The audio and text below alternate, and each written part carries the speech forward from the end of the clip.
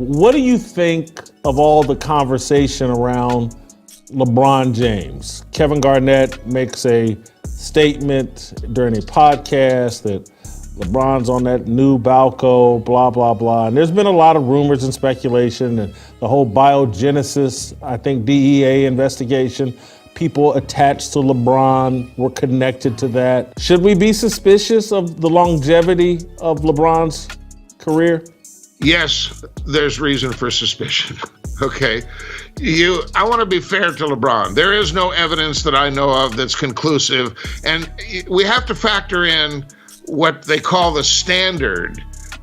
Like you have the beyond a reasonable doubt in criminal court. You have the preponderance of evidence in a civil court. Then you have what they call comfortable satisfaction that arbitrators use in the world of sport. These things that you just mentioned, his manager, his agent, his wife, his trainer, all being connected to the Biogenesis clinic, as well as another drug dealer at a gym. So it wasn't just Biogenesis, there was another connection as well. And then some of this testimony that, his agent on a monthly basis was going by the Biogenesis clinic and picking up a package of PEDs with the initials LJ on them. Just adding all of these things that bring this cloud of suspicion. That's what you asked me about. Should they be suspicious? And the answer is yes. I'll tell you something else. When Chael Sonnen, the UFC MMA fighter who works for ESPN, said, I'll tell you exactly what he's taking. He's using EPO. And how do I know? Because I'm using the exact same supplier to get EPO. Why have you or other journalists not went to Chael, got him on your show, and asked him to please explain who this guy is and how he knows that LeBron James is using it? I have not heard LeBron James dispute that. Not a peep, have you? No. So when something comes out, now I want to be fair to him, but let me tell you something else I know. Right before I got on this program, I called and I talked with a writer. There's a lot of articles out there. In fact, I even sent some of them to you in preparation for this case, for this interview. This writer was on this case and this investigation for 6.5 years. The word that he used was that ESPN basically blocked him from saying certain things in his articles and his reporting. He was blocked. He said there was much more in terms of information and innuendo, but they were unwilling to allow him to print this in his articles. So now we've got, later I'll talk to him and see if I can get some of the specifics. But he said, listen, there's more to this than you know. Now I must say, this is probably one of the most easiest videos that I could ever do. And you want to know why? Because there's never been something more obvious to prove that's clearly right in our faces. But the average person is so stuck in the media trance and they're under a hypnosis because the media is constantly brainwashing them, force feeding and repeating the same talking points over and over that LeBron James is performing at this ultra high level at his old age due to durability and taking care of his body. This is supposed to be the reason that he's been around this long, right? But even a person born with no eyeballs can see that LeBron James is on them roids, allegedly, okay? Now, I've been saying this for months, that this notion that LeBron James has been taking care of his body and paying $1 million a year for his body, is a result of why he's been around for so long and not sustaining any major injuries is all a cover-up, in my opinion, which isn't illegal yet. Because you mean to tell me that other RBA players working out at LA Fitness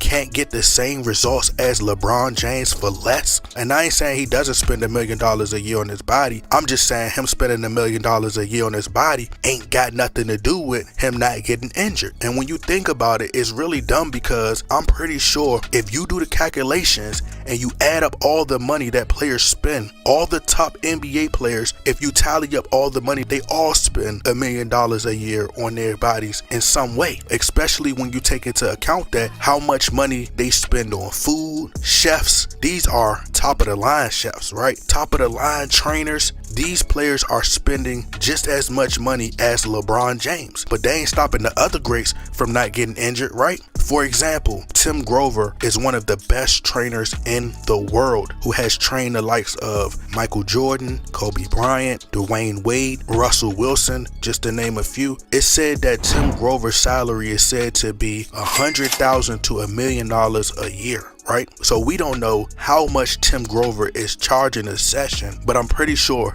it's a lot of money. Even his consulting fee, even just to talk to him, for us regular fat out of shape people, start at a whopping $500. So just imagine what the top athletes gotta pay. So by the time you add up all his sessions and all his training regimens, so on and so forth, I'm pretty sure it equals up to $1 million.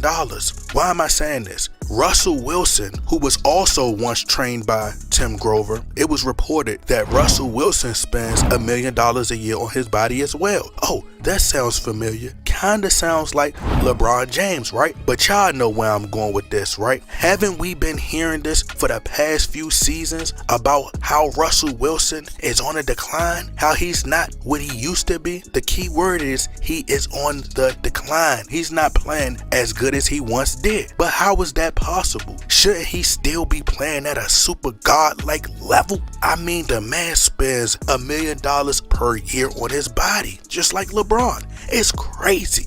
It's crazy. He's supposed to be able to play until 2034. He's supposed to play into the future. No pun intended, but this man literally dates Sierra, one of the most beautiful women in the world, who can dance her butt off. And speaking of butts, ladies and gentlemen, have y'all seen that booty lately? Sierra may have been pregnant, but it's looked like she's carrying 2 pregnant bellies back there, ladies and gentlemen. It's almost like that butt on steroids, you feel me? You feel me? But if that booty don't motivate you to stay around and play football forever, Russell Wilson, then I don't know what else will. But my point is this, Dwayne Wade also worked with Tim Grover as well. And my point is, we saw a decline in Dwayne Wade's game, although I'm pretty sure Dwayne Wade spent upwards of $1 million on his body as well. Same with Russell Wilson and others. We've seen injuries. So you mean to tell me that since basketball's inception, since basketball was created, since the RBA was founded back in 1946, that every player that has come along that has graced the RBA floors, that LeBron James is the only player in RBA history who is more durable than everybody else? He's the only one that could defy Father Time? He's the only player that has the secret sauce, the secret magic to avoid major injuries? I ain't buying it. And yes, Victor Conte is absolutely right. He would know since he's a master of steroids. He's the master scientist. But I think, in my opinion, Victor Conte shifted blame on ESPN, purposely not covering the LeBron James steroid story, because I think that Victor Conte wanted to distract us from the fact that Kevin Garnett stated that LeBron James is on the Balco remix. Kevin Garnett was pointing the finger at Victor Conte. So I think that Victor Conte was trying to take the attention off of himself, alluding to the fact that Victor Conte could be the one supplying LeBron James the steroids, allegedly. Because not too long ago, Alice Rodriguez had reached out to Victor Conte and supplying him with performance enhancement drugs, allegedly. And some people will say, hey, LeBron has never tested positive. Well, that's the purpose of why he would even reach out to Victor Conte in the first place. That's the reason why he would be on the new generation Balco, is because they're undetectable steroids and they don't show up in your system, and it helps you pass the most stringent testing. The RBA has far too much money invested into LeBron James to allow LeBron James to test positive. Of course, they're going to cover it up. That's why they're purposely carrying the Lakers and keeping them right around the 9th seed with the Golden State Warriors. The Warriors, who is, by the way, the most valuable franchise in the RBA currently. And that's according to the facts, according to Forbes, with Steph Curry being the driving force as to why they're generating so much revenue. So the RBA is in bed with LeBron James, and they want to use the popular Lakers. They want to collide these two powerhouses to generate ratings. So of course they're going to hide that LeBron James could potentially be on the Tupac juice.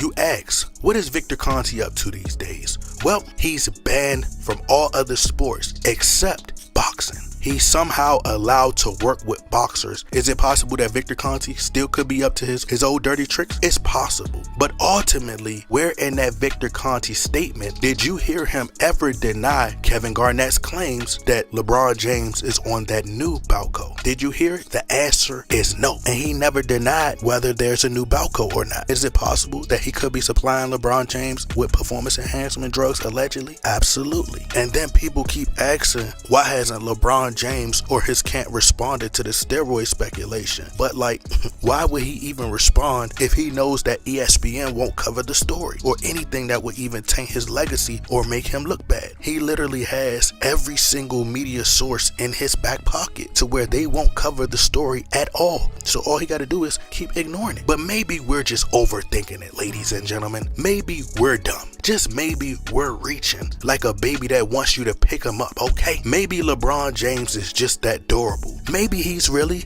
just a freak of nature. Maybe he's the only player who came into the league at 17 years old who has had the ball in his hands the entire game, running up and down the game floor for 40 plus minutes from 17 years old to 40 years old, playing heavy minutes in the regular season and heavy minutes in the postseason and never sustained no injuries. Nope, not suspicious one. And playing for that long at this level, it definitely sounds like a Disney movie. The Magical LeBron. Sounds scripted to me, which I told you guys, the RBA is scripted. But this right here, what I'm about to show you guys, this should be proof, ladies and gentlemen, right here of how they're playing right in our faces and putting the truth right in front of us. Mysteriously, back in 2010, there was a rumor circulating that LeBron James tested positive for steroids, but it turned out that it was actually a mistake somehow. They got it wrong. Fake news. Although these major news networks never really get it wrong, so they know what they're doing. They can control it, right? It wasn't LeBron. It was actually a player by the name of Steven LeBron, who plays for none other than the Cleveland Indians. You know, he tested positive for steroids. What a coincidence, right? A player whose last name is the same name as LeBron James' first name. What a coincidence. And he plays in Cleveland just like LeBron James. But hey, it's the NBA where magic happens, people. But I personally think that this was their way of subliminally hinting that LeBron James is on steroids allegedly and probably been on it his entire career.